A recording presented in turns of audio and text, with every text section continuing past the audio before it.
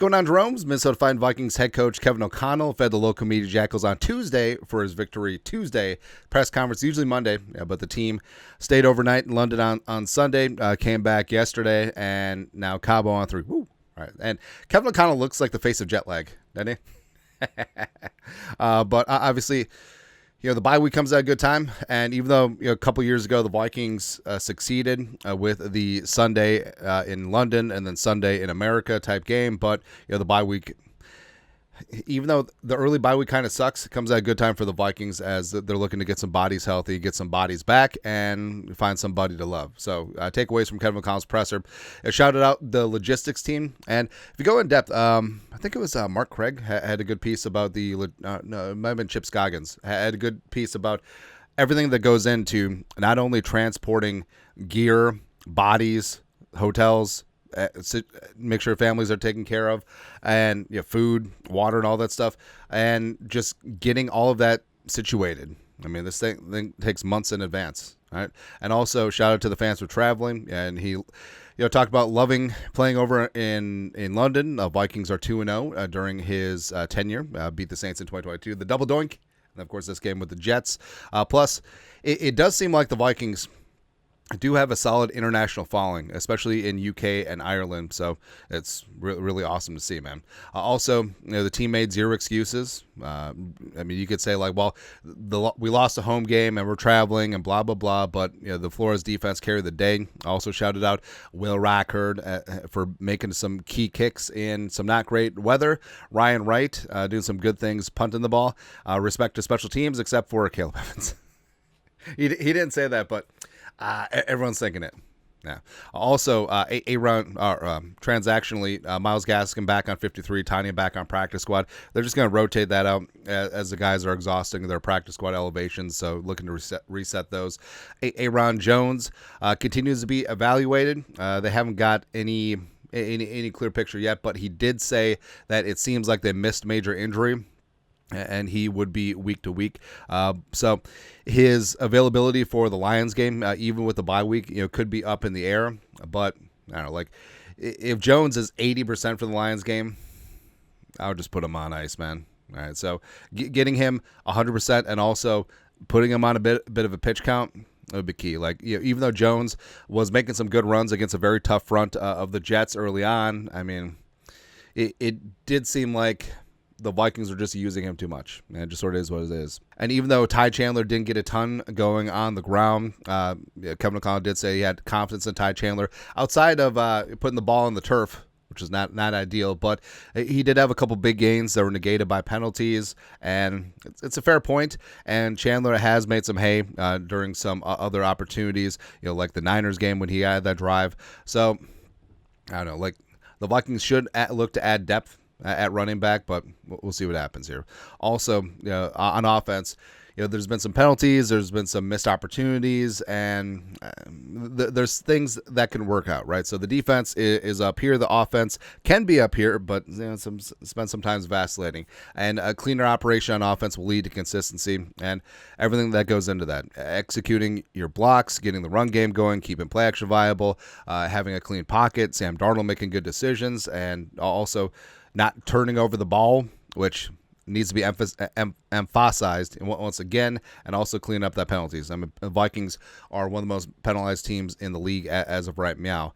But Hockenson coming back will bring a force to the inside passing game, and that's something that the Vikings have sort of missed, where Darnold hasn't really had that over-the-middle safety blanket weapon, right? And Oliver and Munt have had some nice moments, and Kevin O'Connell did say that they will still play a role even when Hockenson gets back, and he shouted out how Hockenson was productive last year and will be able to hit the ground running with Darnold because Vikings had the gong show of Jaron Hall and the Passionate, as well as Nick Mullins, but Hockenson was still consistently productive, right? So it does seem like he's quarterback agnostic, and also that's going to alleviate a lot of pressure on the vertical passing game as well, because it does.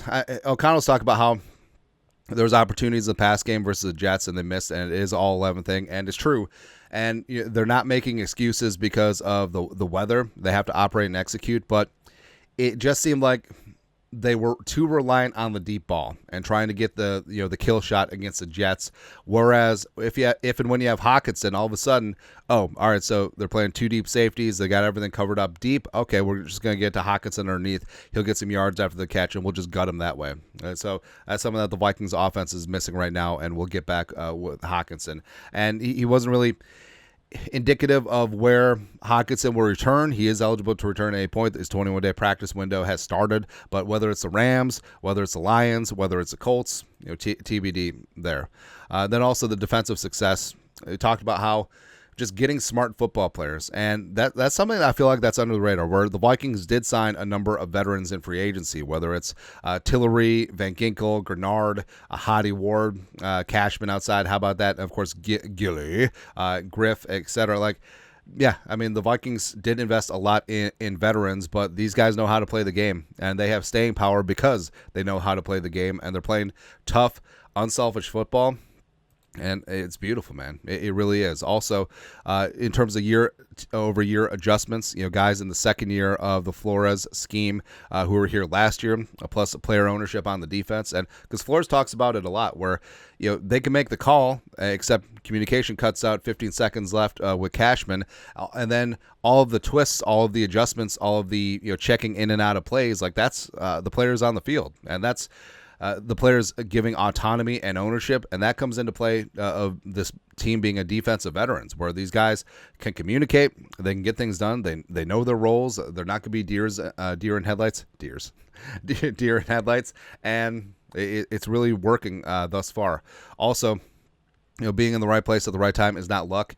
Specifically talking about Andrew Van Ginkel, just like that Rodgers is going to check hot on the strong side, and then automatically when you get that look and the center goes your direction, he just drops into that hook zone and then just picks 6 time. Let's go.